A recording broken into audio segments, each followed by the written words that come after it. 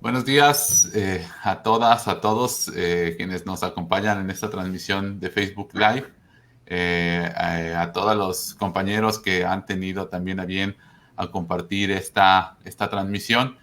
Pues estamos muy contentos de arrancar con las primeras actividades públicas de este proyecto de ciencia de frontera del CONACYT, Caleidoscopio, que coordinamos junto con mi colega, la doctora Lucero Ibarra, que está aquí a mi lado, un servidor, y que básicamente tiene por objeto estudiar las experiencias de autogobierno y de autonomía indígena producidas en los últimos 10 años y que a nuestro juicio representan una riqueza de experiencias, de conocimientos que nos permiten repensar el funcionamiento, la estructura, la ingeniería del Estado mexicano, ¿no?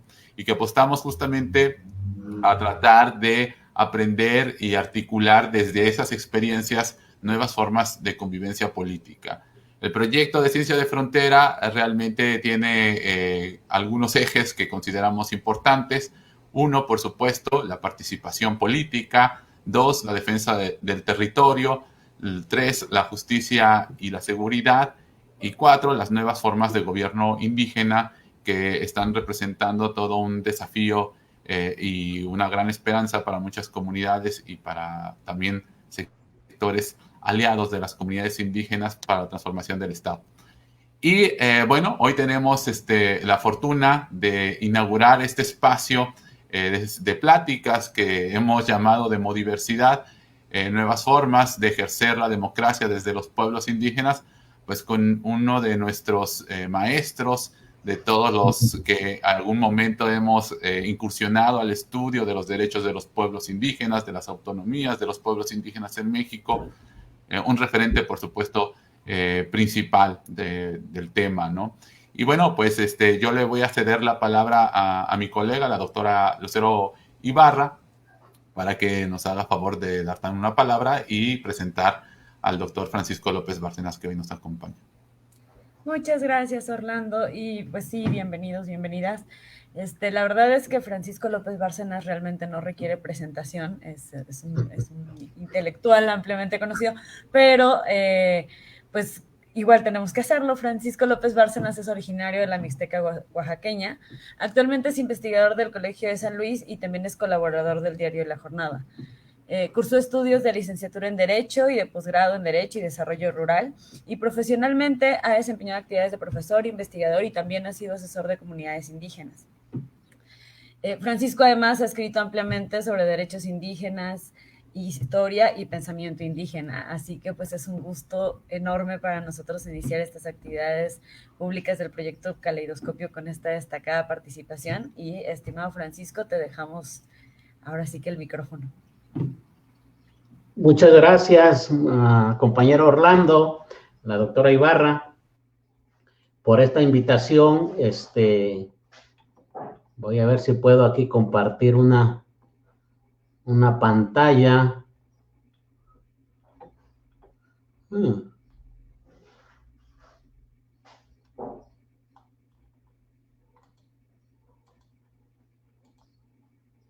No sé cómo hacerlo. Bueno, acá la veo. Muchas gracias. No, hombre, el honor es para mí. Dicen en mi tierra que cuando la limosna es mucha, hasta el santo desconfía, y con tanto halago, pues no sé, creo que esperan mucho. Miren, yo en esta charla, bueno, antes también saludar a los que nos siguen en las redes, ¿verdad? En esta charla voy a referirme como dice el título de la ponencia, la política y lo político entre los pueblos indígenas.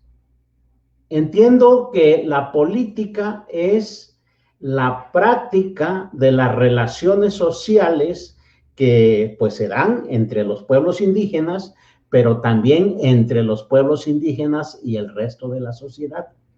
y lo político sería el contenido y los significados de esas prácticas. Creo que a estas alturas es muy importante distinguir entre lo político y la política por varias cosas. Una es que el contexto en el que estamos actualmente de elecciones, pues vemos muchísimas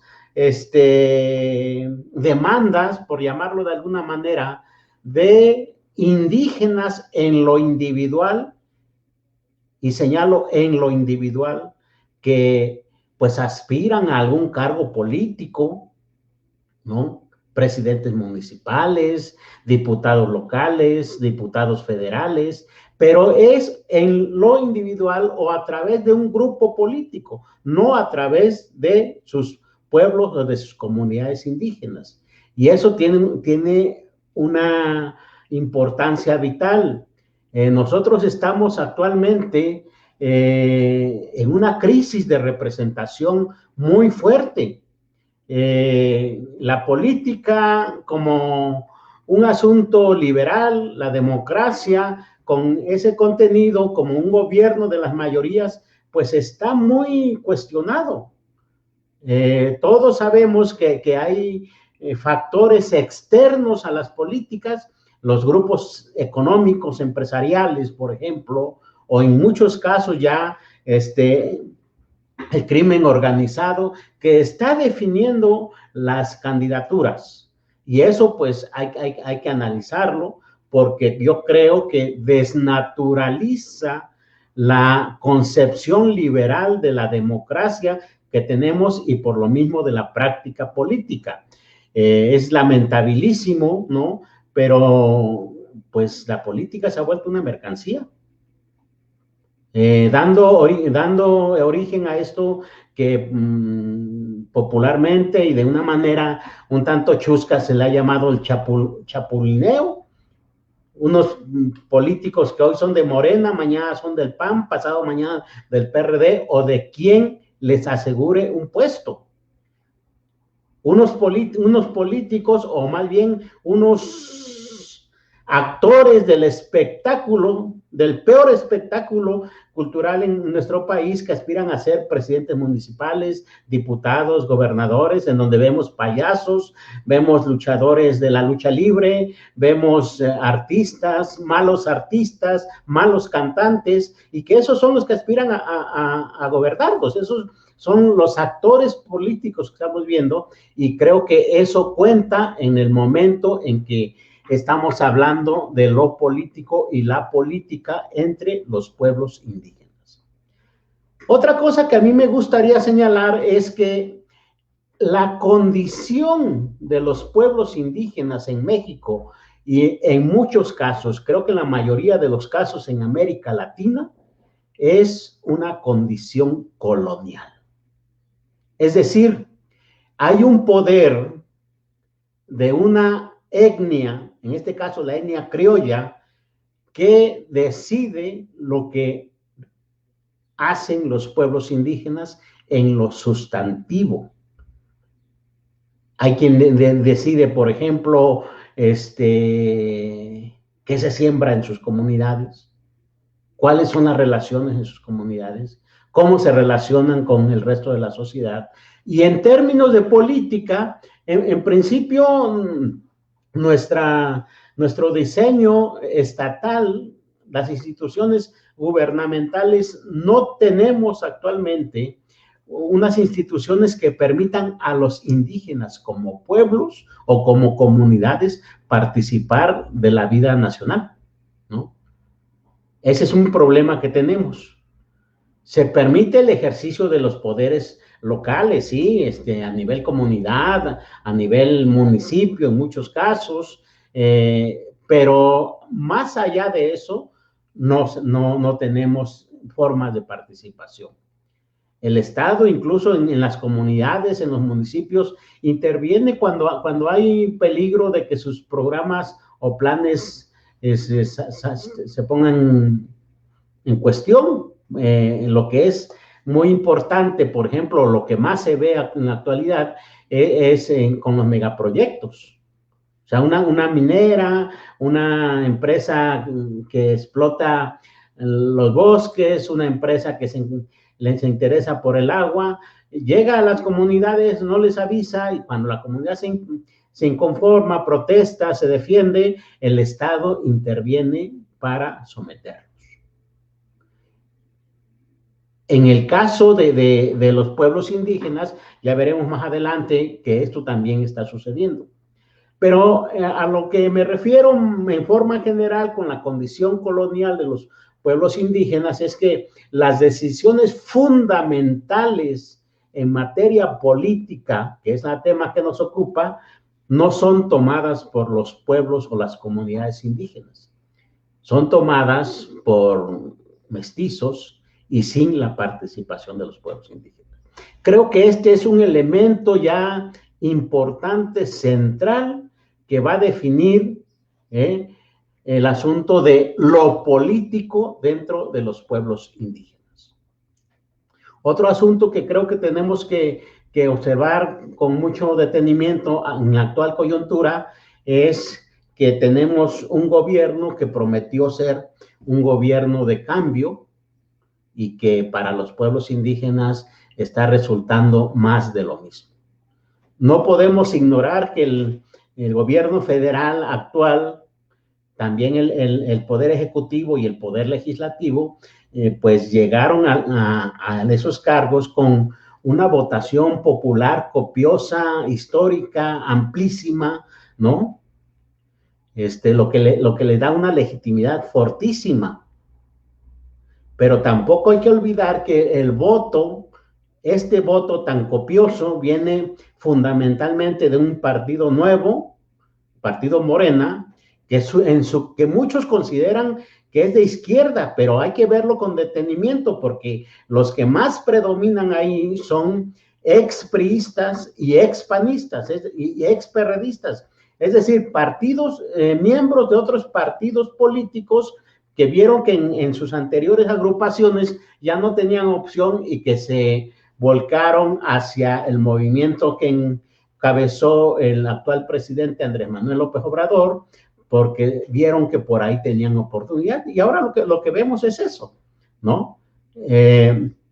Otro voto importante vino del PRI, aunque que no se había separado, que se mantuvieron ahí, pero que vieron que no tenían opción y que para seguir manteniendo ciertos privilegios, ciertas prebendas, pues desde el PRI votaron por el Morena. Lo mismo sucedió con el PAN, lo mismo sucedió con empresarios y obviamente un amplio sector popular. Pero este abigarramiento del voto es lo que después considero va a amarrar un tanto el programa o va a definir el programa de gobierno obviamente del actual presidente, ¿no? Muchas de las cosas que se dijeron en campaña, pues ahora son rechazadas rotundamente. Y tratándose del voto indígena, lo que hay que decir es que hubo un voto importante, corporativo, sobre todo de lo que es actualmente se identifica como la Red Nacional Indígena, que antes fue el Movimiento Nacional Indígena y que en su origen fue la ANIPA, la Asociación Nacional Indígena por la Autonomía. Es un movimiento que tiene sus orígenes en las instancias internacionales, es decir, muchos de los que encabezan este movimiento han participado en foros como la ONU, como la OEA, como el Fondo Indígena. Allá han adquirido su experiencia y han venido a México a tratar de impulsarla. Básicamente estos indígenas lo que proponen es llegar a puestos del gobierno para de ahí tomar medidas que permitan la realización de los derechos indígenas, ¿no? En su historia muchos de ellos han sido diputados, algunos han sido senadores, otros han sido presidentes municipales o han estado en alguna instancia de gobierno, pero lo que los distingue es eso, que hay que ir a los puestos de gobierno porque desde ahí se pueden impulsar medidas para la realización de los derechos indígenas. Hay que decir también que este apoyo se le dio a Morena en las pasadas elecciones después que el PRI no lo aceptó y el PAN lo rechazó. Es decir, primero le habían dado el voto, habían ofrecido el voto al PRI y después al PAN, y cuando no se los aceptaron, se los dieron a Morena. Esto es importante porque al final de cuentas lo que estamos viendo en la actual administración es que muchos de sus operadores, me niego a decirles dirigentes, muchos de sus operadores tampoco obtuvieron cargos en el gobierno actual y están operando desde fuera de las instancias gubernamentales, impulsando demandas por el reconocimiento de los derechos indígenas. Ahora, otro grupo otra corriente del movimiento indígena que también apoyó a la actual administración, pues son organizaciones comunitarias que impulsan proyectos productivos, que impulsan proyectos culturales, ¿no? Esto no habla mal de ellos, simplemente que estoy diciendo que tienen una agenda local y regional, por un lado, y por otro lado, una agenda a corto y a mediano plazo importantes, ¿no? Y finalmente, otra corriente del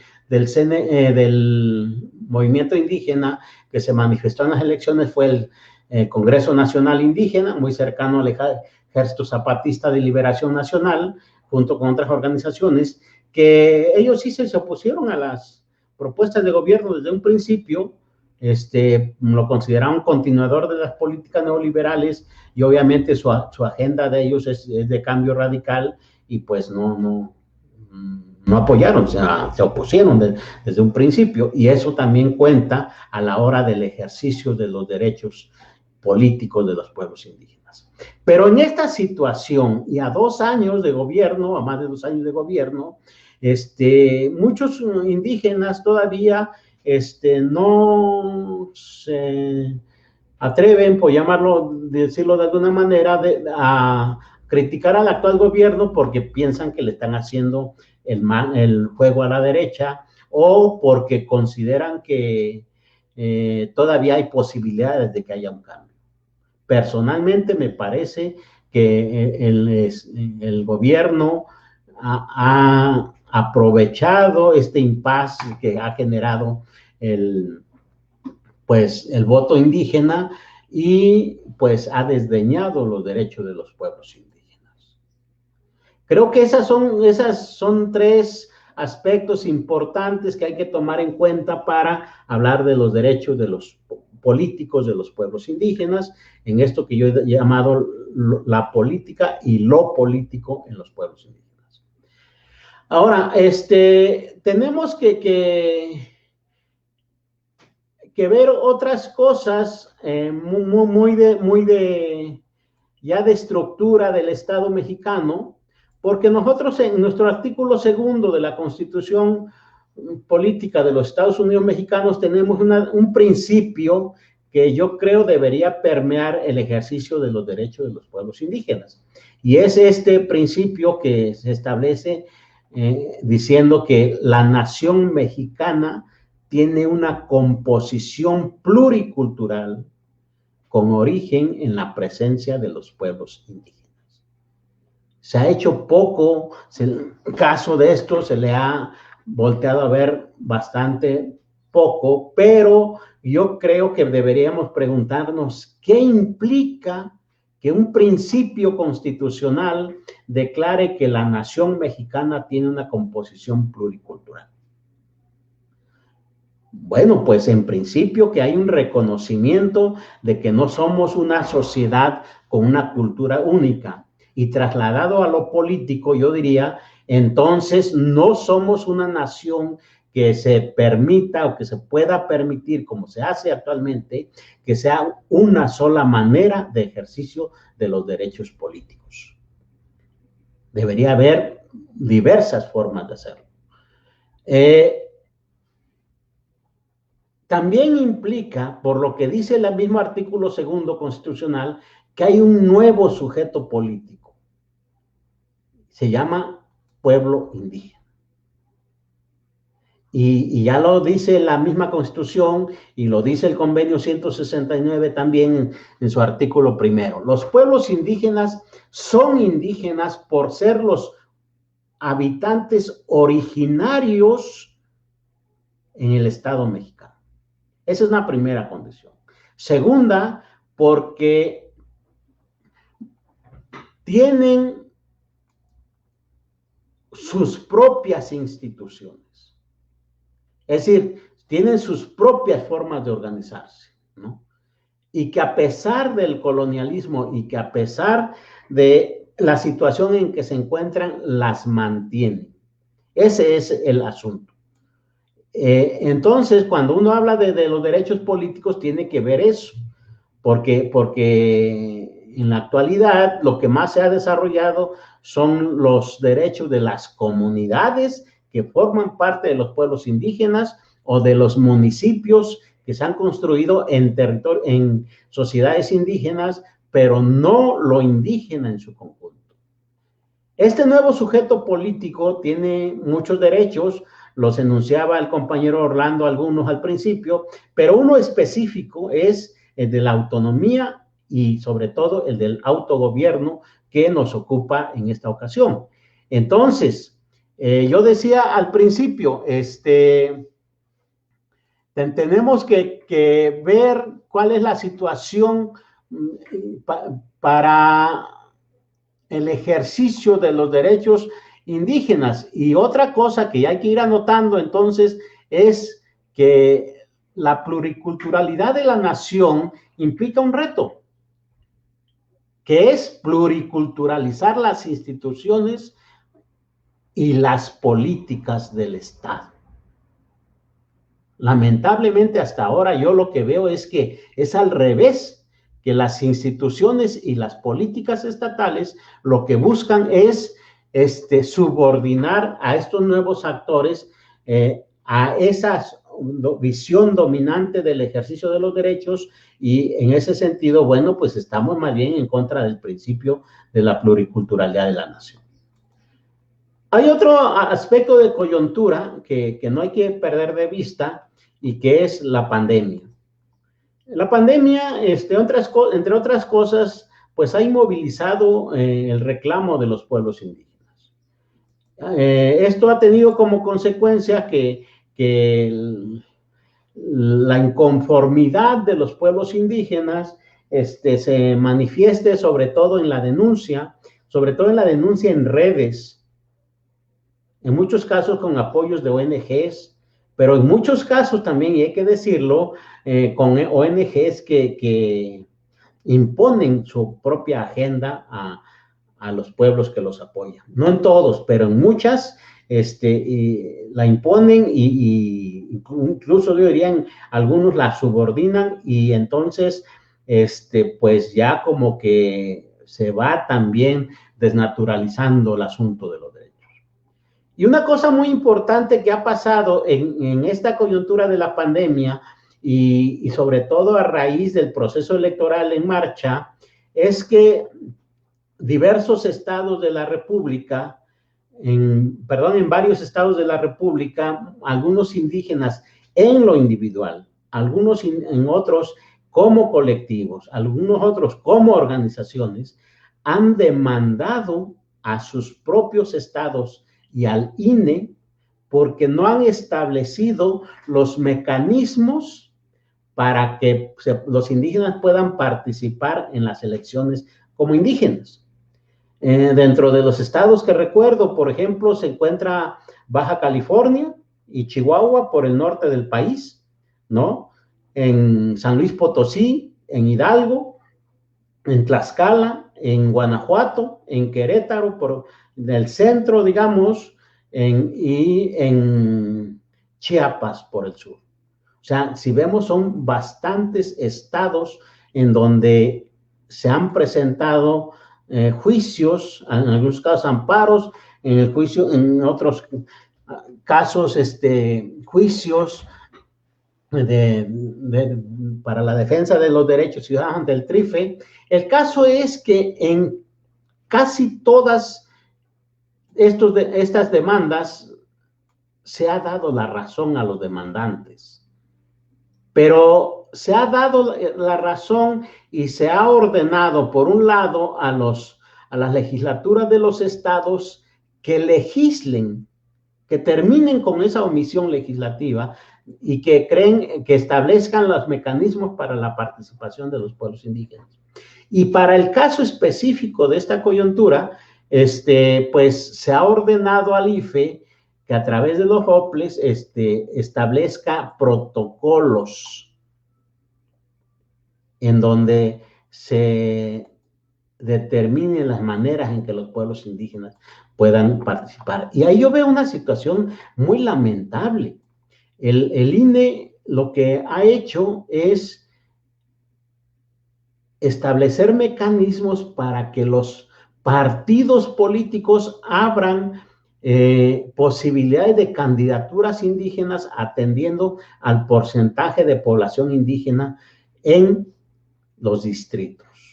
Lo lamentable que yo veo aquí es que no veo por qué tengan que ser los partidos políticos los que postulen indígenas si la Constitución y el Convenio 169 y la Declaración de Naciones Unidas dicen que sean los propios pueblos a través de sus instituciones y sus mecanismos muy particulares de ellos. Ese es el problema que tenemos ahí. Miren, tenemos, bueno, ya dicho eso, yo quisiera referirme un poco justo a estas disposiciones que en términos jurídicos le llamamos bloque de constitucionalidad, y para los compañeros que nos estén escuchando, les diría, son las disposiciones de la Constitución Política de los Estados Unidos Mexicanos, del Convenio 169, de la Declaración de Naciones Unidas sobre Pueblos Indígenas en relación a los derechos políticos, y que son obligatorias para el Estado mexicano y sus instituciones. Por ejemplo, la Constitución dice en su artículo segundo que reconoce y garantiza el derecho de los pueblos indígenas a la libre determinación en su forma de autonomía, y que eso le permite elegir de acuerdo a sus normas, no de acuerdo a las leyes del Estado mexicano, de acuerdo a las normas de los pueblos, de acuerdo a sus procedimientos y prácticas tradicionales, a las autoridades o representantes para el ejercicio de sus propias de gobierno. Esto quiere decir que está garantizado que los pueblos en sus comunidades, o incluso a nivel regional, pero en sus gobiernos internos de pueblos, puedan elegir sus representantes o sus autoridades. Bueno, otra disposición es que en los municipios con población indígena, es decir, que no toda la población del municipio es indígena, pero si hay un porcentaje importante, significativo de población indígena, pueden elegir representantes en los ayuntamientos. Esto se ha traducido en que haya regidores indígenas, ¿no? En que haya direcciones de asuntos indígenas, pero el problema sigue siendo quién elige, porque en general eligen los presidentes municipales o los ayuntamientos, pero la Constitución lo que mandata es que sean los pueblos los que elijan a sus representantes, ¿no? Eso tenemos en nuestra Constitución, y también tenemos que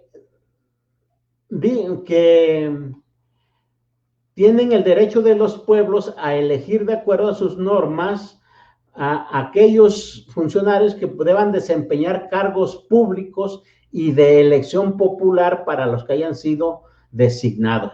A esto se refiere justo a los diputados locales, a los diputados federales, a los senadores, y en esto sí hay una omisión fortísima. No hay ninguna ley que yo conozca que se refiera a ello. O sea, ahí hay una omisión que opera obviamente en contra de la posibilidad del ejercicio de los derechos de los pueblos indígenas. Tenemos el convenio 169, que en su artículo segundo nos habla que deben de adaptarse medidas especiales que se precisen para salvaguardar las instituciones. Los gobiernos indígenas son instituciones. Las formas o procedimientos de elegir son instituciones. Entonces deberían establecerse, nos han establecido, ¿no? Pero sobre todo el artículo quinto dice que deben reconocerse y protegerse los valores y prácticas sociales, culturales, religiosas y espirituales propias de pueblos indígenas. ¿Qué quiere decir esto? Miren, cuando uno habla de pueblos indígenas, obviamente está usando un concepto generalizador. Si uno se pone estricto, diríamos los indígenas en realidad no existen. Lo que existen son diversidad de pueblos indígenas que tienen su propio nombre. Yo no quiero meter una discusión de esas porque sé que usar el concepto pueblo indígena generaliza y permite referirse a todos los pueblos. Pero sí es importante decir que los pueblos indígenas, por lo menos hay 68 en nuestro país, tienen distintas formas de organización. En el norte, por ejemplo, los seris, por ejemplo, los yaquis y un tanto los mayos, tienen formas de gobiernos militares. Los yaquis tienen incluso su tropa. Existen. Algo similar existe entre los pueblos mayas. Y son definiciones estructurales, organizativas de los pueblos, pues que están permeadas por los procesos históricos que han vivido. Los yaquis, los mayos, los seris en el norte, pues han sufrido una violencia fortísima del Estado en contra de ellos. Los mayas, acuérdense de la guerra de castas, ¿no? Los huirras, los huirráricas, que habitan Jalisco, parte de Durango, parte de San Luis Potosí, tienen otras maneras, pero los huirras, los huirras le dicen acá popularmente, los huirráricas, probablemente algunos se sorprendan de si cuando uno dice que la elección de sus autoridades la realizan cuando las anteriores autoridades, los maracames, entran en trance. O sea, para ellos no pasa por su cabeza que pueda haber elecciones. Y esos son valores y prácticas culturales que que permean las instituciones y que hay que respetarlas. En el centro se sabe que en el centro del país, en el sureste, se sabe, en Oaxaca, en Guerrero, en Chiapas, se sabe que los gobiernos son más comunitarios, más asamblearios.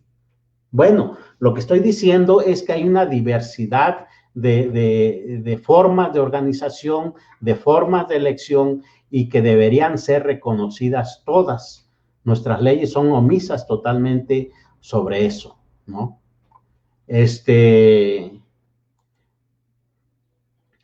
Yo lo que más he encontrado, bueno, quisiera antes referirme a la Declaración de Naciones Unidas, porque la Declaración de Naciones Unidas sobre pueblos indígenas dice: todos los pueblos indígenas tienen derecho a la libre determinación y en virtud de este derecho determinan libremente su condición política y persiguen libremente su desarrollo económico, social y cultural. Es una disposición bastante radical que está tomada del Pacto de Derechos Económicos, Sociales y Culturales, pero aquel referido a los pueblos como estados, y acá ya está traducido como pueblos indígenas, es decir, pueblos que están dentro de un estado. Pero dice en una de sus fracciones esta disposición que los pueblos indígenas tienen derecho a conservar, reforzar sus instituciones políticas, jurídicas, económicas y culturales, manteniendo a la vez su derecho a participar plenamente, si lo desean, en la vida política, económica, social y cultural del Estado. Yo de esto concluyo algunas cosas. Primero, los derechos políticos de los pueblos indígenas deberían permear las maneras del ejercicio de los derechos de los mexicanos y no al revés. Quiero decir, esto debería pluriculturalizar las maneras de acceder al poder en nuestro país. No sucede actualmente. Lo único que he encontrado a nivel federal es una disposición muy lacónica que se encuentra en la Ley General de Instituciones y Procedimientos Electorales, ¿no? Que dice en su artículo 26 que los pueblos y comunidades indígenas tienen derecho a elegir en sus municipios con población indígena representante ante los ayuntamientos. O sea, solo se refiere a los regidores en los municipios en donde la población indígena es minoría. Fuera de eso no dice nada. Y hay algunas constituciones en los estados y hay algunas leyes de derechos indígenas en los estados y en algunos casos los códigos de procedimientos electorales que son muy lacónicos. No me voy a referir a ellos porque son muchísimos. Lo que puedo decir es que repiten esta disposición, se quedan en el ámbito local, no dicen nada sobre la integración de los poderes ejecutivos y legislativos, y bueno, pues hay una omisión fortísima ahí, ¿no? Hay algunas decisiones del Poder Judicial, como decía hace un rato, algunas derivadas de amparos, como esta que se emitió en el amparo 183-2014, que dice que el derecho a la libre determinación deriva de otros derechos establecidos en el artículo 2 de la Constitución Política, entre ellos definir sus propias formas de organización social, económica, política y cultural, destacando entre ellos la organización propia, pero dice, porque es de ahí donde deriva la capacidad de definir sus propias instituciones. Esto es elegir sus autoridades de acuerdo a sus temas propios. Lo que está diciendo aquí el Poder Judicial es que las elecciones, está ratificando que las elecciones de los gobiernos indígenas, de las autoridades indígenas, debe ser a través de sus propias instituciones, a partir de sus propios usos y costumbres, y no a partir de las instituciones gubernamentales ni de las leyes del Estado. Hay otro amparo, este es el 2, este es anterior, es el 3/2009, en donde más bien esta dice que el derecho a la libre determinación de los pueblos indígenas tiene un límite, y ese límite es una disposición constitucional. Y el límite está en que no pueden disminuir la soberanía nacional ni crear un estado dentro de otro estado, ya que debe ser acorde con los artículos 40 y 41. ¿Qué dice el 40 y 41 de la Constitución? Bueno, pues lo que dice es que establece la división de los estados. Y miren, muchos de los pueblos indígenas actualmente se encuentran divididos justo por los límites estatales. Lo que nos están diciendo entonces es que lo que está diciendo la Corte, en este caso el Poder Judicial, perdón, es no pueden unir un municipio que está en un estado con otro municipio que está en otro estado, aunque pertenezcan al mismo pueblo. Yo creo que eso es debatible, pero eso ha dicho el Poder Judicial. Y hay una muy importante que estableció el TRIFE desde el 2011 y que sospecho que Emancipaciones tuvo que ver algo en esto porque deriva de, si no estoy mal, es del asunto de Cherán, de la demanda por el ejercicio del derecho indígena en el municipio de San Francisco Cherán, en Michoacán, y la jurisprudencia establece los elementos que componen el derecho al autogobierno. Establece cuatro elementos. Uno, el reconocimiento, mantenimiento y defensa de la autonomía de los pueblos para elegir a sus autoridades o representantes, de acuerdo a sus usos y costumbres y respetando el derecho humano de sus integrantes. Este es un primer elemento, según él. El otro es el ejercicio de sus formas propias de gobierno interno, siguiendo con ello sus normas, procedimientos, prácticas tradicionales. El tercero, la participación plena en la vida política del Estado. Es decir, no solo en el municipio, sino también en otras instancias del poder estatal donde se elijan a sus integrantes, que básicamente son las diputaciones locales, las diputaciones federales y los senados de la República. Aquí sí se está estableciendo como parte del derecho al autogobierno valga la redundancia, esta prerrogativa de participar en la vida política nacional. Y el cuarto elemento que establece es la intervención efectiva de los pueblos indígenas en todas las decisiones que les afecten y que sean tomadas por las instituciones estatales. Hay otra decisión, esta es también del TRIFE, dice que toda restricción a la autonomía debe ser estrictamente necesaria y razonable. ¿Qué nos está diciendo? Que la autonomía no es un derecho absoluto, como no lo es ningún derecho, pero que su restricción tiene que ser razonable. Dice, el principio de maximización de la autonomía de los pueblos y comunidades indígenas implica también la minimización de las restricciones de su ejercicio. Forma parte y potencia su derecho a la autonomía o autogobierno. Bueno, eso es lo que según yo tenemos de políticas y de normas en torno a el ejercicio de los derechos políticos en México. Ahora, volviendo a lo político y la política, yo quisiera decir que hay muchas diferencias entre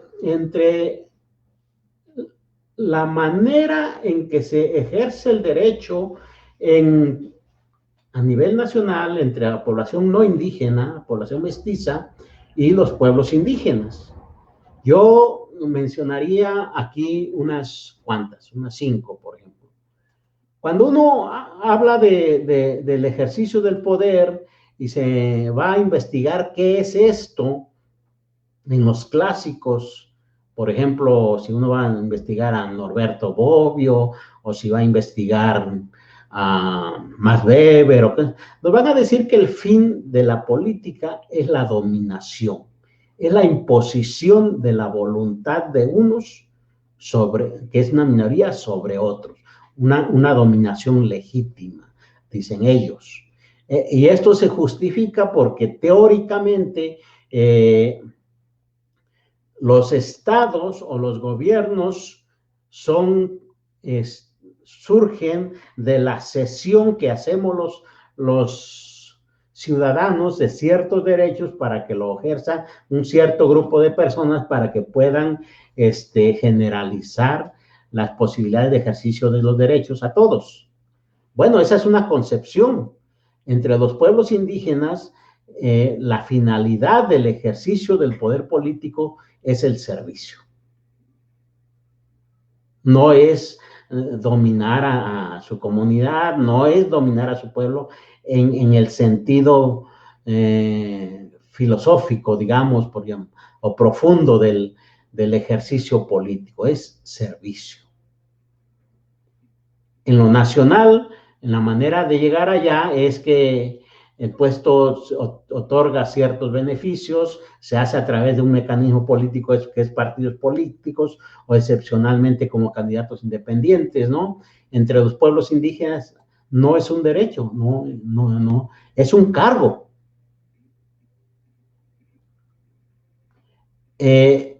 Esto ha generado problemas porque en el segundo constitucional se ha establecido la paridad de género también entre pueblos indígenas.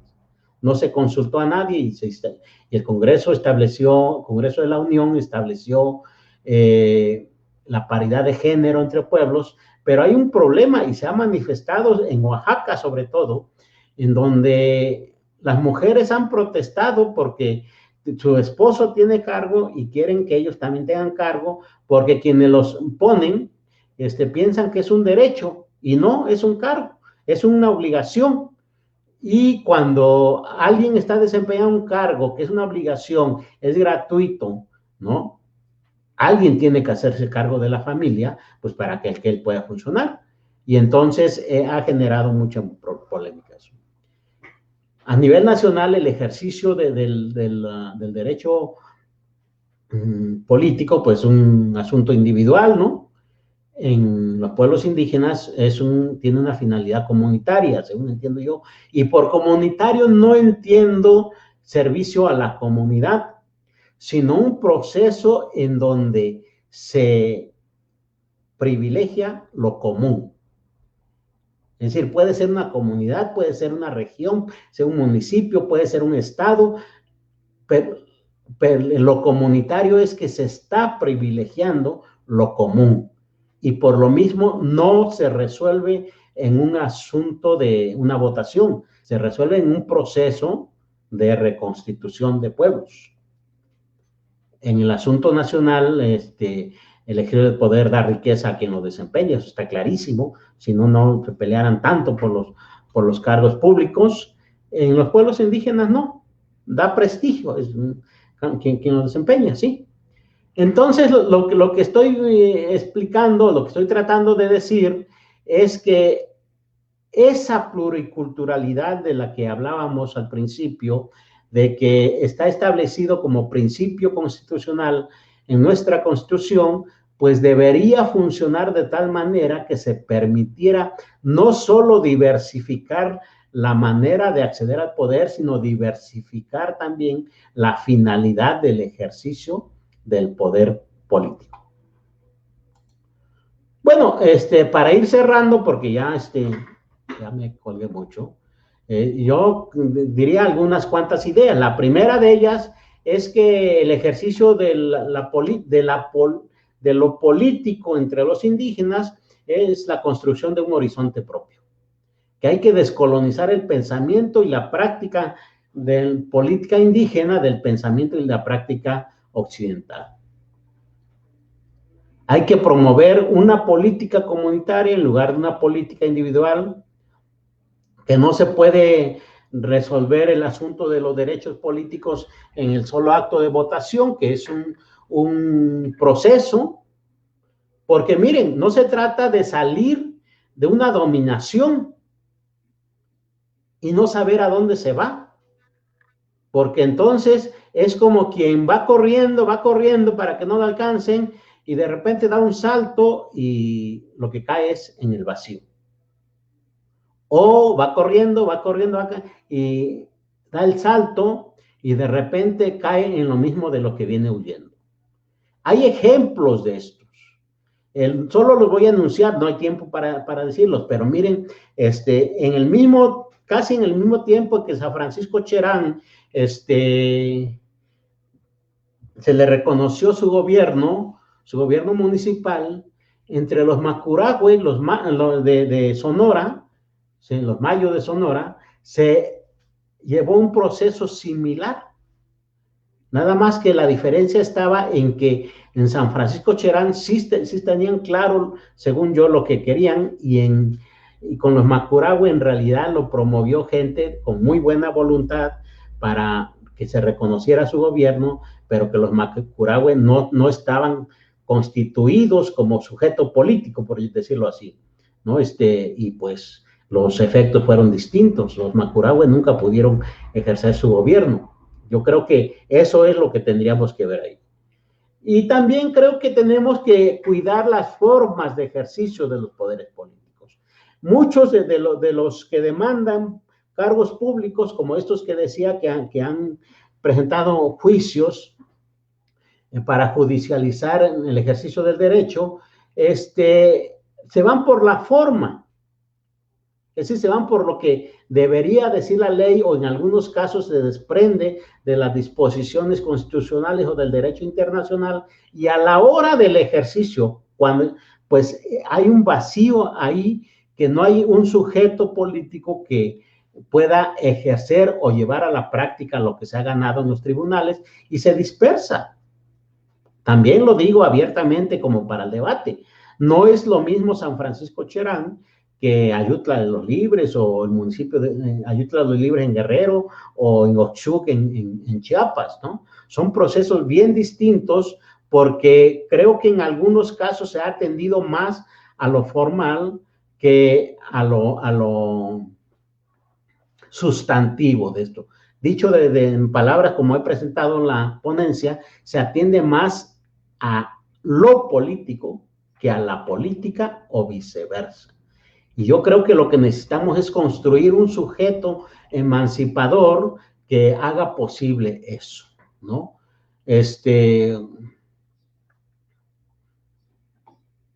Tiene sus consecuencias esto. Cuando alguien sin un sujeto político llega al poder, lo hemos visto, personas en lo individual que han ganado juicios en Guerrero, en Chiapas, para ser postulados como Oaxaca mismo, para ser postulados como diputados, llegan a diputados, y eso que dijeron que iban a cambiar, en realidad se queda un discurso, y los que cambian son ellos. No porque sean mala onda, no porque se hayan vuelto malos cuando llegaron allá, sino porque la dinámica de las relaciones de poder pues son diversas y operan de diversa manera, si uno lleva un apoyo popular o no llega un apoyo popular, ¿no? Entonces, para terminar, yo diría que hay que descolonizar nuestro pensamiento en términos de ejercicio de los derechos políticos, y hay que pensar otro tipo de políticas, y eso solamente se hace trascendiendo al Estado, fuera de los ámbitos institucionales. Pues eso es lo que quería decirles. Muchas gracias por su atención, y quedo aquí pendiente para, pues, a los comentarios que puedan surgir.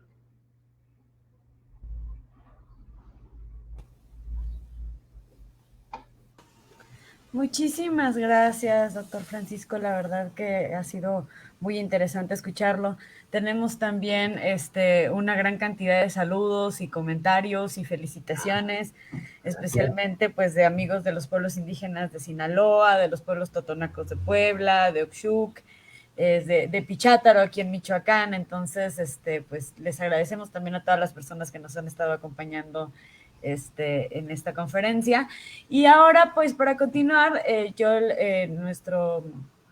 coordinador de este proyecto de Caleidoscopio, el doctor Orlando Aragón, pues nos haría el favor de comunicarnos algunas de las preguntas que tenemos manifestadas en los chats. Sí, muchísimas gracias, Francisco. Yo creo que dejas muy en claro justamente lo que pretendemos en este proyecto, ¿no?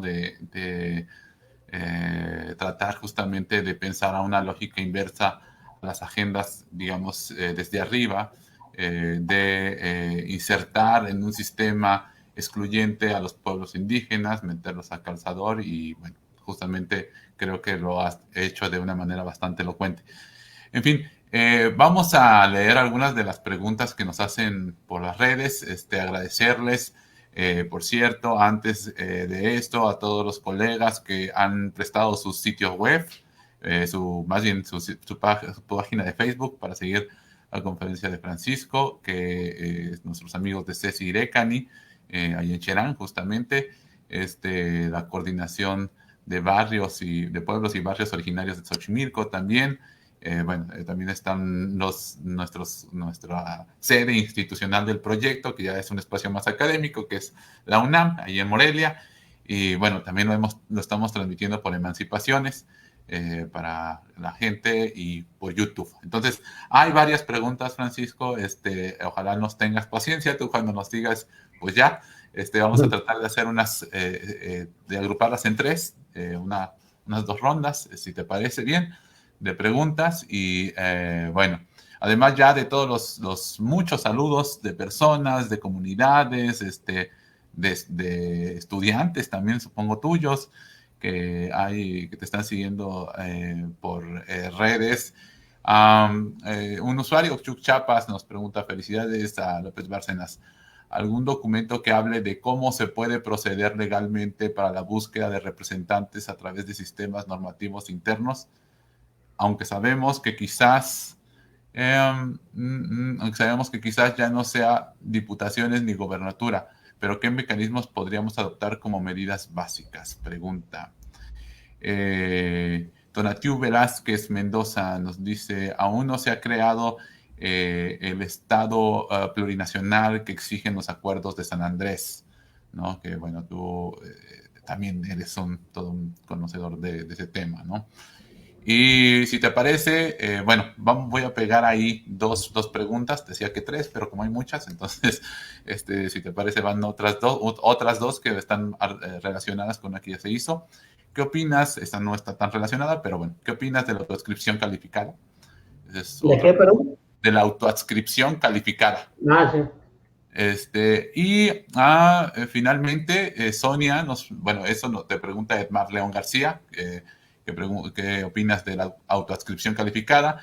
Y Sonia pregunta, ¿qué opinión le merece el proceso político que se vive en el municipio de Ochuc, Chiapas? Gracias. Si quieres, lo dejamos ahí de momento. Miren, muchas gracias otra vez a ustedes y a los que pues han tomado la molestia de escucharnos, ¿no? Yo creo que es una buena manera de ir y pues impulsando este diálogo que nos hace muchísima falta. O sea, yo estoy convencido que mucho del rechazo a lo indígena sí tiene su carga discriminatoria, sí tiene su carga racista, pero en el fondo pues deriva del desconocimiento que hay sobre pueblos indígenas. Voy a decir una cosa que pues a veces no se enojan mucho los involucrados, pero en Chihuahua se está haciendo una ley indígena y una reforma indígena, y las descalificaciones que ha habido sobre las posturas, bueno, no aceptan ni siquiera lo que ya está en la Constitución, primero, pero cuando uno les explica y dice, es eso, pues está bien que pase, ¿no? Es eso, pues está bien que pase. Entonces creo que hay mucho desconocimiento y pues creo que eso se puede superar con el diálogo. Con el compañero que pregunta algún documento, miren, no busquemos documentos. Yo diría no busquemos documentos. Busquemos en nuestras realidades, en nuestras comunidades, ¿no? Es muy probable que mucho de lo que tenemos actualmente en nuestras comunidades de gobiernos indígenas no sea realmente lo indígena, porque las comunidades están en una constante resistencia, ¿no? Hace días leía un documento del antropólogo Gonzalo Aguirre Beltrán, se quejaba de la burocracia que había en las comunidades indígenas. ¿Cómo es posible, decía, que en una comunidad de 500 comunidades haya 60 funcionarios públicos? Pues sí, así es. Así es, porque no es una concentración de poder, es un ejercicio, ahora así de disperso de ejercicio del poder. Y qué bueno que haya eso, ojalá hubiera más, porque lo que nos estaría diciendo es que no necesitamos un aparato burocrático de ejercicio del poder. Bueno, pero yo lo que recomendaría es que busquemos en nuestras comunidades, busquemos en la historia de nuestras comunidades y vamos a encontrar muchas cosas. Ahora, yo considero, creo que todos estaríamos de acuerdo, el ejercicio del poder son relaciones, no es una cosa que se ve allá y que hay que alcanzarla.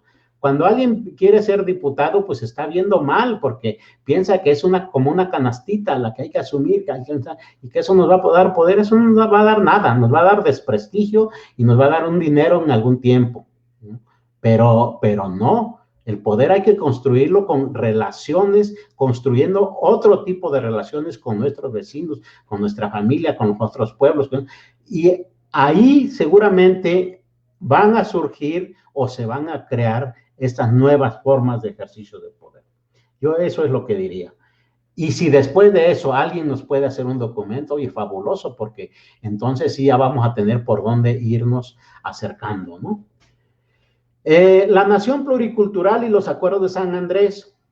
Fíjense que dentro de los ejemplos que estaba queriendo poner, están los acuerdos de San Andrés. Nada más que no pude subir el PowerPoint, pero en San Andrés lo que se decía, y les recomiendo que lean el documento 2, porque hay 3 documentos, uno que es un diagnóstico, una que es la situación y propuestas, y otro que son propuestas para Chiapas. Pero en el 2 dice que hay que reconfigurar el Estado Nacional. Primero. Segundo, hay que establecer otro tipo de poderes, ¿no? Relacionado con eso, no están en los acuerdos de San Andrés, pero justo cuando se celebraba la mesa 1, el subcomandante Marcos, que en ese tiempo todavía era el vocero del Ejército Zapatista de Liberación Nacional, dijo que de lo que se buscaba era no acceder al poder, sino construir otro tipo de poder, de tal manera que fuera un poder distinto al que contra el que estaba luchando, porque no tenía sentido querer puestos en un gobierno contra el cual se estaba en desacuerdo, y que normalmente cuando se llega al poder, entonces uno dice, ahora que estoy en el poder y sí voy a componer todo lo demás, y termina haciendo un poder a modo del que está en el poder, porque él ya está en el poder. Entonces, creo que sí vale la pena echarle un ojo a los acuerdos de San Andrés para entender esa parte, y si encuentran las memorias de los foros previos los acuerdos de San Andrés, pues se publicaron por ahí deben estar, pues vale mucho la pena en esto, ¿no? Mariana Mora, una queridísima antropóloga del CIESAS, escribió un libro que se llama Política Kuxlejal, ¿no? Es un análisis sobre el funcionamiento de las juntas de buen gobierno en Chiapas, entre otras cosas. Y Mariana Mora recoge el testimonio de un miembro de la Junta de Buen Gobierno en el municipio 16 de noviembre o algo así es, y le dice, nosotros para ser autoridad debemos tener autoridad, ¿no? Y nosotros tenemos autoridad por 2 cosas. Una, porque nos nombró el pueblo. No fuimos nosotros a buscar el cargo, nos nombró el pueblo. Y entonces nosotros tenemos que corresponder al pueblo para que así tengamos autoridad. Es decir, necesitamos mandar obedeciendo. Me viene a la mente, otro caso, en Tlahuitoltepec, Mijes, en Oaxaca, pues es famosa porque ahí nació, creció y murió Floriberto Díaz, uno de los teóricos de la comunalidad. Bueno, pero también no nació ahí, pero ahí creó y ahí se creó y vive su esposa, Sofía Robles. Y Sofía Robles fue presidenta municipal por elección en la comunidad, y hace días ella decía, en este pueblo, cuando se rumora que a alguien lo van a nombrar, tiene que ir y decir, yo no quiero. O sea, se ve mal que digan, yo no quiero. ¿Por qué? Porque no quiero ser autoridad. Oiga, pero la están nombrando. Pues yo no quiero. Y ese no quiero puede tener 2 sentidos. Uno práctico, que en realidad no quiere porque implica gastar dinero, dedicarle trabajo, comprometer a la familia, a los amigos, ¿no? Primero, pero el yo no quiero también tiene algo simbólico. Es decir, el poder es un ejercicio ético que tiene que tener el consenso de todos, ¿no? Yo no quiero es casi una petición de ratificación de que ya lo nombraron, pero te volvemos a ratificar de que sí queremos que seas tú. Son dos lógicas muy distintas. Y con respecto a la autoadscripción calificada, miren, la autoadscripción calificada, como yo la entiendo, es que alguien dice, yo soy indígena, y una autoridad confirma que ese es indígena. Y que entonces le permite en calidad de indígena, pues hacer ciertas cosas, en este caso estamos viendo, acceder a algún cargo político, y tiene su origen en una cosa perversa, que muchos que no eran indígenas fueron a ejidos o comunidades o indígenas a pedir una constancia de que eran indígenas, pues para acceder a un cargo, ¿no? Yo creo que está bien la autoadscripción calificada, pero yo creo que podíamos prescindir de ella si en lugar de que se diera el derecho a las personas de postularse ellas, se le diera a la comunidad de postular a miembros de ella, ya no la necesitaríamos.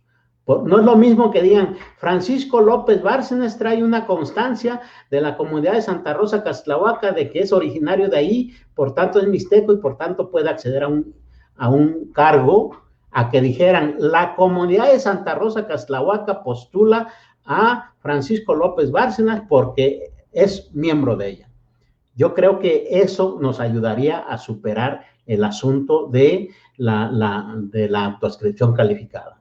Porque otra vez tenemos que tomarnos en serio de que sí existe un sujeto colectivo que se llama pueblo y comunidad indígena.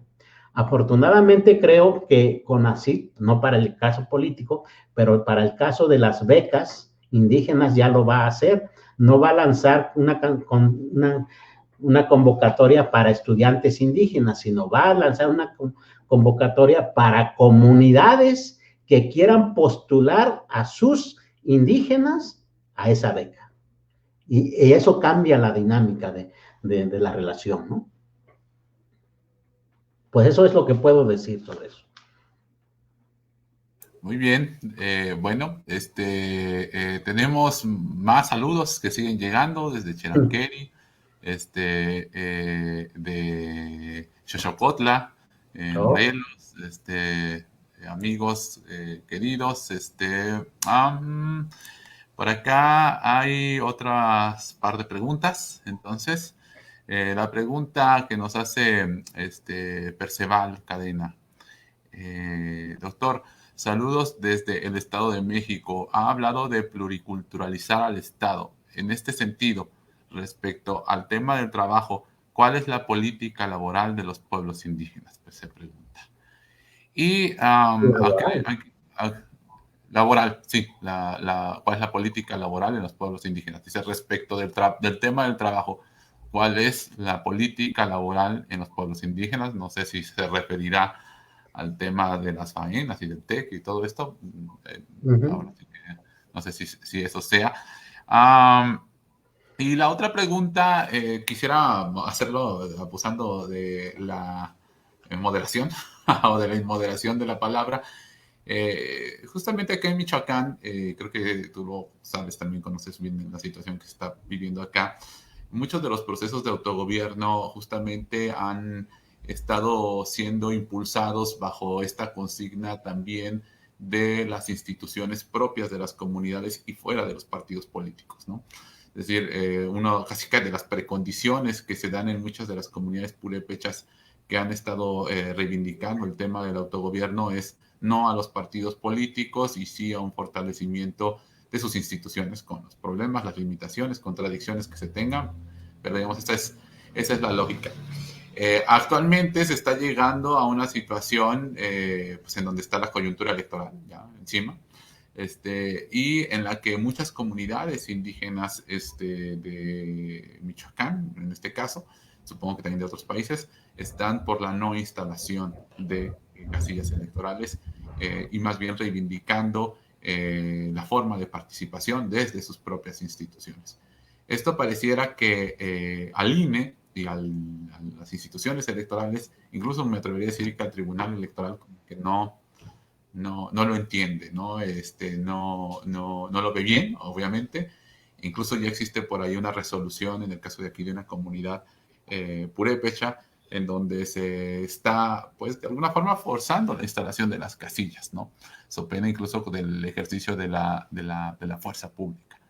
En esta lógica que tú nos planteas, en esta idea que nos estás compartiendo, a lo que tú has llamado justamente pluriculturalizar el ejercicio de la política, ¿cómo verías esto desde la luz de los derechos? ¿Crees que entonces, bajo esta perspectiva de la Constitución, de los tratados internacionales, es posible, forma parte de sus derechos de las comunidades, decir, no queremos que se instalen casillas? Es decir, más allá de la decisión política, que evidentemente eso tiene su peso, ¿no? Tiene su razón, jurídicamente, a la luz de los tratados internacionales, a la luz del derecho constitucional, tu opinión, ¿cuál sería al respecto de eso, Francisco?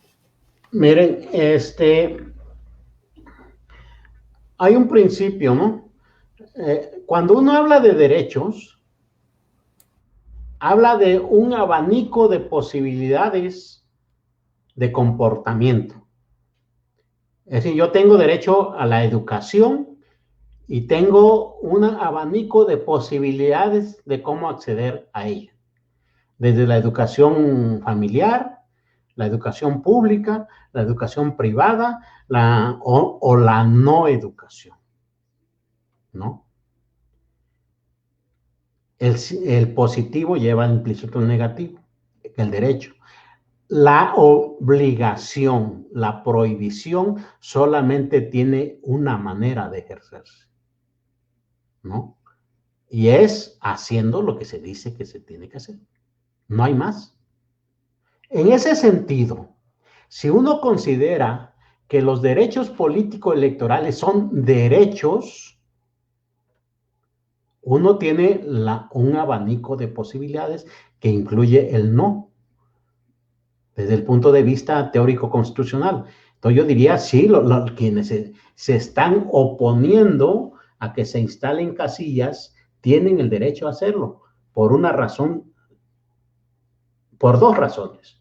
Una, porque es su prerrogativa participar o no participar en el proceso, y dos, porque con su participación o no participación no están afectando a otros para que hagan lo mismo. Y en ese sentido yo diría, sí tienen el derecho de abstenerse, ¿cómo no? Sucede mucho a nivel individual. Habemos quienes ni siquiera estamos registrados en el INE por una decisión propia, ¿no? Habemos quienes estamos registrados, pero solo la usamos para ir a hacer trámites en algún lugar, porque nos la piden. Y hay quien dice, no, pues yo participo activamente y voto y además quiero ser votado. O sea, esas son las opciones que tenemos, ¿no? Pero en la vida real no pasa nada si alguien no tiene credencial o si la tiene y no va a votar. Creo que extrapolando el ejercicio, nada más que acá con la declaración que hacen las comunidades de que no instalarán, claro, adquiere otro cariz y genera un problema político porque en el fondo están diciendo no queremos participar porque quieres que participemos en la manera que tú quieres, y eso está violando nuestros derechos reconocidos constitucionalmente y también en el derecho internacional, y entonces se vuelve incómodo, ¿no? ¿Cómo que no quieres que participe? Pues yo soy el Estado y te voy a imponer. Pues creo que si deciden imponerlo, lo que estaría haciendo el INE sería una cosa pues, muy autoritaria, ¿no? Eso es lo que creo sobre eso. Muchas gracias, Francisco. Pues no sé si hay alguna reacción a esta pregunta de la política laboral entre... la política laboral, ¿verdad? Y finalmente, para cerrar, si te parece, nuevamente Sonia insiste, dice, disculpen la insistencia, pero se brincó mi pregunta sobre tu opinión, que te parece o que te merece el proceso político de Oxchuc, Chiapas. Sí. Miren, si la política sobre asuntos laborales se refiere a la faena, al trabajo colectivo, cosas de estas, yo diría en principio estoy de acuerdo con ello. Es una institución de los pueblos, pero además vista desde los pueblos, no desde la visión externa a los pueblos, vista como derecho colectivo. Es una cosa práctica, es lo que permite a muchísimos pueblos existir y resolver sus problemas. Hacer una casa comunitaria, abrir un camino, limpiar el pozo de agua. O sea, son cosas que nos benefician a todos, incluso a los que no estamos en nuestras comunidades. El asunto tal vez tenga que ver más con que desde ahora sí, otra vez, desde una visión liberal, el trabajo pues es un esfuerzo que debe remunerarse, ¿no? Que no puede ser obligatorio, nadie puede ser obligado a realizar ciertas actividades si no es su decisión, ¿no?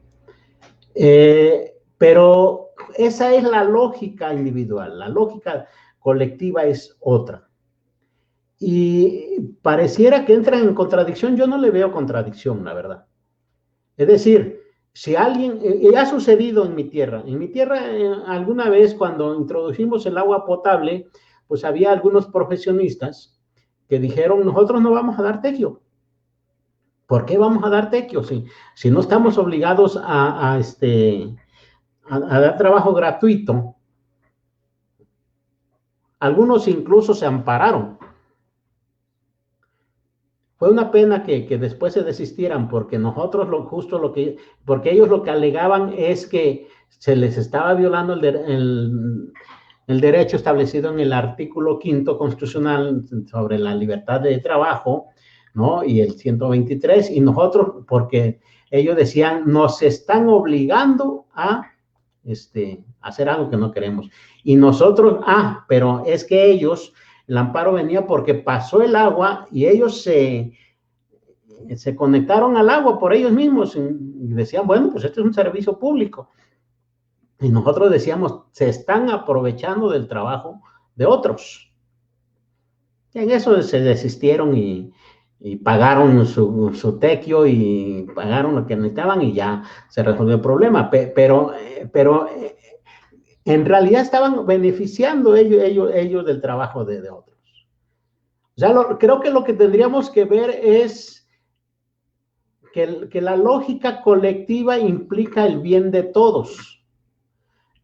Pero no solo sucede con pueblos indígenas. Si uno va a una colonia marginada, si va a un barrio ahí olvidado, hacen lo mismo. O sea, es una manera de casi de sobrevivencia o de buscar el bienestar, si se quiere, ¿no? Tener el agua. Entonces, yo sí estoy de acuerdo con eso. No son gratuitos los servicios, debo decirlo. Tienen ciertos beneficios. O sea, en mi tierra, estoy insistiendo en mi tierra, introdujimos el agua, pero el agua es gratuita para todos. Hasta para los que han venido después es gratuita, no se le cobra a nadie.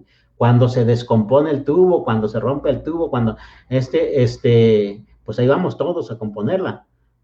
Y los que no estamos en la comunidad cooperamos lo que nos tocaba, un día de faena o dos, lo que fueran, y ese se va haciendo un fondo para lo que se va necesitando de gastos. La administra, es un cargo administrar, pero nos da servicio gratuito a todos, ¿no? Entonces, ese es un beneficio que se tiene por ir a este tipo de trabajos, ¿no? Yo en principio sí estoy de acuerdo. Ojo, que hay algunos que se aprovechan de eso. Yo soy de Oaxaca, ya dijeron, el municipio se organiza en agencias municipales. Y en algún tiempo, algún presidente municipal listo quiso que las agencias fueran a dar tequio a la cabecera para construir el palacio municipal. Y las agencias le dijeron, espérate, ¿y cuál es el servicio que tú nos vas a dar a nosotros, no? O sea, sí hay que cuidar esa parte, evidentemente, ¿no? Y sobre Ochuc, la verdad es que no conozco a fondo el asunto de Ochuc, pero por la prensa me he enterado de que hay muchas inconformidades, ¿no? Entonces, hay mucho problema con el ejercicio del presupuesto público. Yo regresando a la exposición que yo hice, yo pondría a Ochuc como un proceso importante, evidentemente, pero que privilegió más el asunto procedimental que el de fondo. Y creo que ganar el municipio fue importante, pero que les ha faltado o no ha estado muy completo o no ha tenido los resultados que se necesitan construir desde abajo de tal manera que los habitantes sientan que ese gobierno es suyo y que lo defiendan así. En Cherán me ha tocado ver, ¿no? Que partidos políticos o representantes de partidos políticos han dicho, pues que se acabe el asunto de las elecciones por costumbres, y en una asamblea quedan borrados porque el apoyo al gobierno es otro, pues. Entonces, es lo que puedo decir. Disculpen, no conozco más a fondo el asunto de Ochuc, simplemente que creo que hace falta consolidarlo, y para eso hay que construir esto que yo decía, el sujeto político. ¿Quién va a defender ese poder? ¿Quién va a ejercer ese poder? ¿De qué manera se va a decir el ejercicio de ese tipo de poder? Creo que eso es lo que yo estoy mirando, que hacía falta apuntalar más, ¿no? Francisco, pues muchas gracias por esta charla, por esta plática, por tu disposición para compartir con nosotros, ¿no? Todo el conocimiento que tienes, y que además por eso creo que muchos te respetamos y te leemos, te seguimos. Entonces, pues no queda creo que más que agradecerte, y pues yo le daría quizás ya la palabra a Lucero, si tú también quieres decir alguna cosa para despedirnos, agradecerles a las personas que nos han seguido, comentarles, compañeras, compañeros, que este es el inicio de un ciclo de charlas en el que estamos interesados justamente en plantear estos temas, en plantear esta visión desde los pueblos, esta visión emergente que también ha existido con el tiempo, pero que hoy cada vez más se confronta a una forma pues que nos parece excluyente de las formas de hacer política, como dice Francisco, de los pueblos, y que afortunadamente se extienden cada vez más por el país. Les invitamos a que sigan este proyecto en la página de Facebook de Caleidoscopio. Lo van a identificar rápido por el loguito que está ahí en el lado de la pantalla de Pancho, esa C. Y vamos a tener más conversaciones, y a partir de ahí se irán enterando de lo que estamos produciendo, haciendo en este proyecto. Y bueno, pues no me queda más que agradecerle nuevamente al doctor Francisco López Bárcenas, a Pancho, para quien lo conocemos, para que yo me siento con esa fortuna. Y bueno, no sé, Lucero, Francisco, si quisieran decir alguna cosa más. No, yo en todo caso pues me sumaría precisamente a los agradecimientos a Francisco por acompañarnos el día de hoy, a todas las personas que han estado siguiendo en los distintos medios esta conferencia, y pues que sí, esperamos que nos puedan seguir acompañando en el futuro. Este proyecto va a tener un largo aliento, pero esperamos que tenga siempre actividades que puedan aportar a la discusión. Y gracias, Francisco, ¿no? Muchas gracias a ustedes. Miren, yo haría una invitación a nuestro público, porque estamos viviendo tiempos de incertidumbre, evidentemente, lo que yo decía, la pandemia nos va a marcar mucho, y yo soy de los que piensan que ya no se va a ir, que ahí va a estar, así como muchas enfermedades ahí está, y va a marcarnos mucho nuestra vida. Tenemos que repensar en eso mucho, el ejercicio de los derechos de los pueblos, pero también en el gobierno. La verdad es que yo estoy muy decepcionado del gobierno. No esperaba gran cosa del gobierno también, pero no esperara que llegaran a ese nivel de desprecio de derechos indígenas. Y es lamentabilísimo, porque perdemos una oportunidad, pues, de apuntalar cosas que ni siquiera cuestionan su proyecto de nación, simplemente porque no son revolucionarios y así de que vayan a transformar el Estado. No, simplemente buscan insertarse de manera igualitaria, ¿no? Pero bueno, creo que hay que repensar también el ejercicio. Vienen asuntos interesantes, derivado de los juicios que yo mencionaba. Muchos estados van a legislar, en otros estados, en otros lugares se están construyendo gobiernos autónomos de facto. Hay un proceso muy interesante. Incluso una cosa que no dije, porque no hay tiempo para todo, pero que es muy importante, es ver cómo se están reconfigurando los gobiernos indígenas. Uno dice gobiernos indígenas, pero la multiplicidad de maneras que están dando, ¿no? Consejos que gobiernan, consejos que aconsejan, consejos que acompañan a los gobiernos, muchísimas cosas que se están dando, que sí vale la pena, pues, no perderlos de vista, y si uno está interesado en eso, pues, seguirlos para aprender y si se puede, pues, aportar, ¿no? Muchas gracias. Pásenla bien. Gracias a todos. Hasta luego. Gracias, Francisco.